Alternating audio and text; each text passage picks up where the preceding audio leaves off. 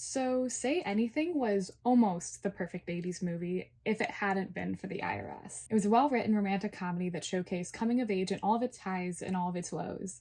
But apparently, the struggle of young adulthood wasn't enough, so these writers decided to increase tension and up the stakes by adding some light IRS investigations and financial abuse. As always, spoilers ahead.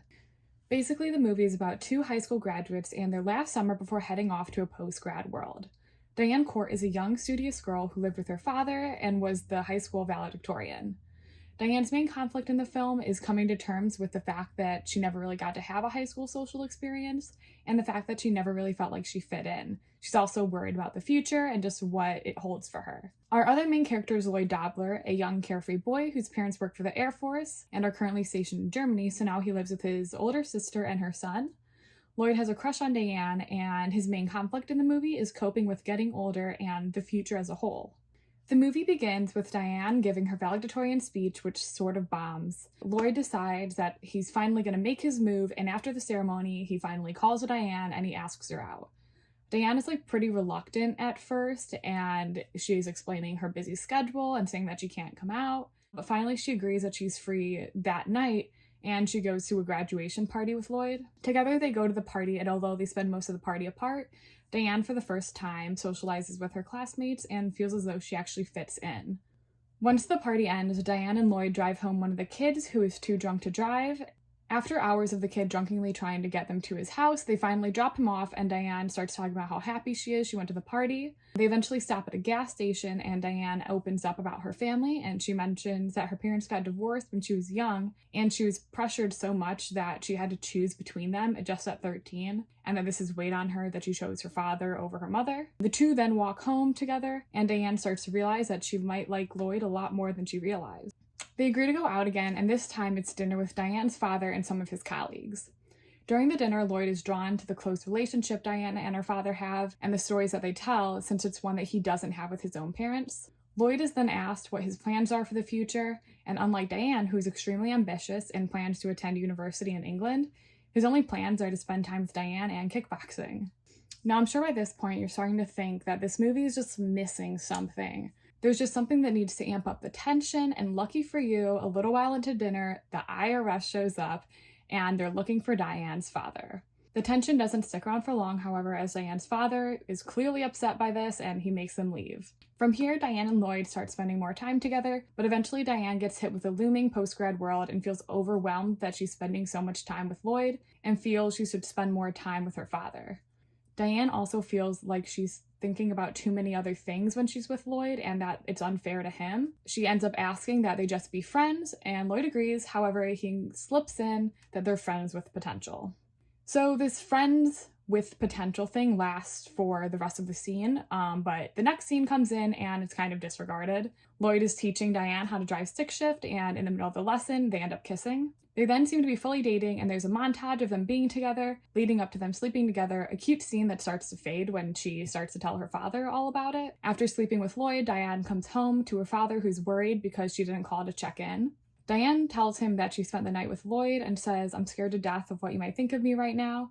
I honestly really love this line because I think that the treatment of women, especially young women, when it comes to sleeping with people is a lot of times portrayed as something to be ashamed of. She ends up describing why she's with Lloyd and then goes into her actually sleeping with him.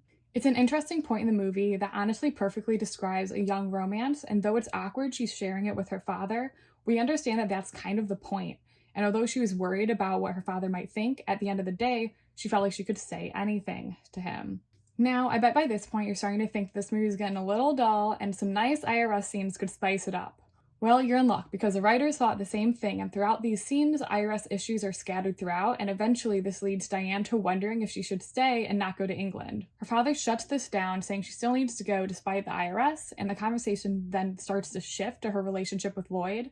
Her father starts pointing out the differences between them, and that although she likes him, her father feels they'll eventually drift apart. Her father also wants her to go away to England without any attachments, and he then suggests that she break up with Lloyd. Diane says that her and Lloyd have discussed all of this and that's well-covered territory. Her dad is still insistent and says that while maybe she doesn't cut him completely off, she could just sever all ties and give him a pen. Diane says that she would never give him a pen in a million years. The conversation then takes a turn, and Diane admits to her father that she's in love with Lloyd, and her father starts to introspect and admits that he's probably misplacing his anger due to, you guessed it, the IRS. But regardless, he apologizes to her and says that he wants her to live her own life. However, Diane then calls Lloyd and they meet up, and Lloyd tells her that he loves her. Even though we learn that Diane loves him too, based on the conversation with her dad and other pressures, she tells Lloyd that she thinks that they should spend some time apart. It breaks into a fight about the relationship and results in them breaking up, at which point she does what she said she would never do in a million years, and she gives him the pen and asks him to write her. Lloyd tries to win Diane back, however, after Diane ignores all of his calls, he tries to drive over there, and then we see that iconic scene of him holding up the boombox outside of her house playing In Your Eyes.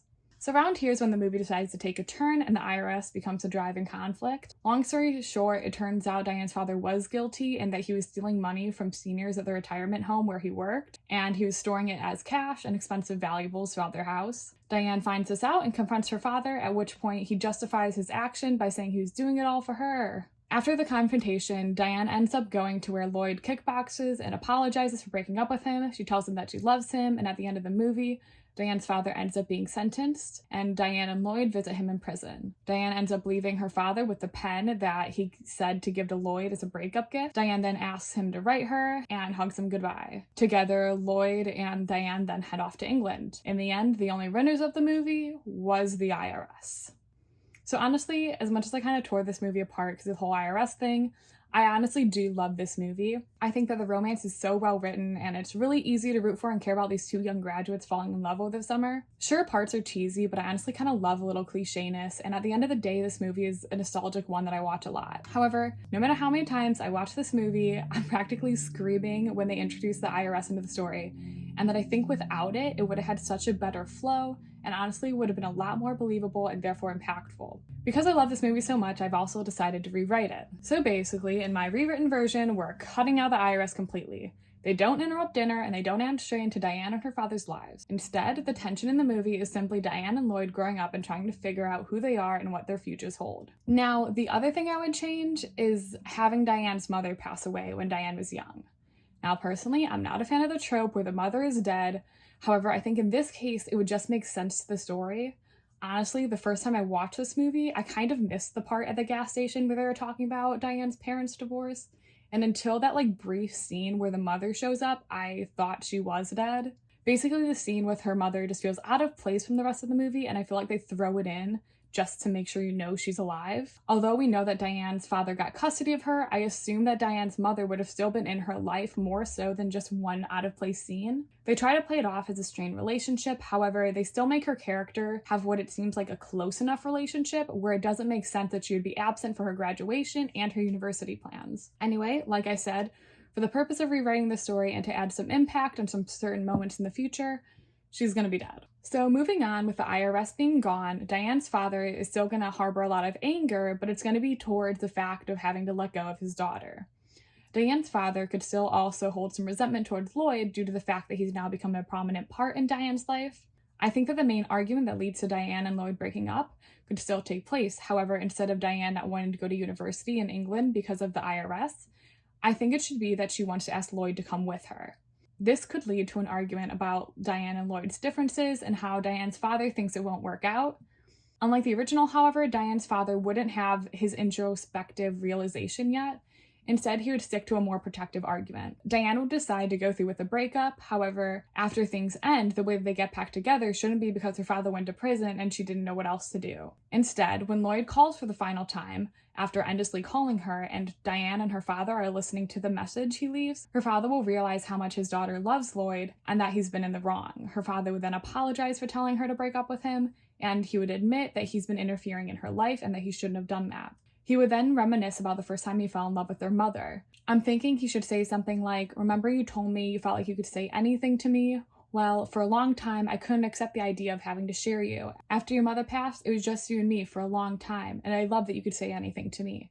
I was just so scared to lose that, like I lost her. but I realize now that there's room in my life for more than just me, and that you loving him doesn't mean I'm going to lose you. And then he and Diane could go into more of a heartfelt moment where she says that it's too late for her and Lloyd and that she has to move on, at which point I think her father should say that it's never too late. It would then cut to later that night, and Lloyd shows up with the boombox and plays In Your Eyes outside of her window. Except now, instead of this scene just building up tension that never gets resolved because Diane just stayed in her room, she would hesitate for a moment, unsure of what she was hearing, before getting up and going to her window and seeing Lloyd. I also think that this could be a sweet moment if the reference to Diane's eyes and the fact that he's playing In Your Eyes wasn't just one Lloyd made to his friends, but was one that he actually made to Diane. Lloyd's comments about Diane's eyes after graduation were made in the way that honestly could be easily missed if you weren't paying close attention. So instead, I think that when they're at the gas station and Diane is talking about her family, she could bring up her mother dying when she was little. She could go on to say that she doesn't remember much about her, but that everyone says that she has her eyes. Lloyd at that point could point out that her eyes were the first thing that he noticed about her, and it could be a nice tie-in to the boombox scene. Now getting back to that scene, Diane would see Lloyd and run out to him, and instead of the reunion they have in the kickboxing studio, where the reason she's there is because her father has just been caught and she needs someone, this would be more focused on her wanting to be with him and realizing that she made a mistake breaking up with him. He could bring up the fact that even though she's leaving soon, he wants to spend the time they have left together, and that he'll write her when she's gone, at which point I think it would be funny if he held up the breakup pen. But then Diane can say that she doesn't want him to write her and instead that she wants him to come with her. This could then cut to an airport scene where Lloyd's sister and nephew and Diane's father are sending them off to England. In this scene, Diane could hold up the breakup pen to her father and ask him to write her. They could have a laugh, and her father could take the pen and promise to write. Diane and Lloyd could then say goodbye, and they would actually keep the rest of the movie the same. Despite all those little things that got messed up in this movie, I still watch it all the time, and I think the ending is the perfect way to tie everything together. The movie ends with the audience knowing that the fasten seatbelt sign has gone off, and that Diane and Lloyd are going to be okay.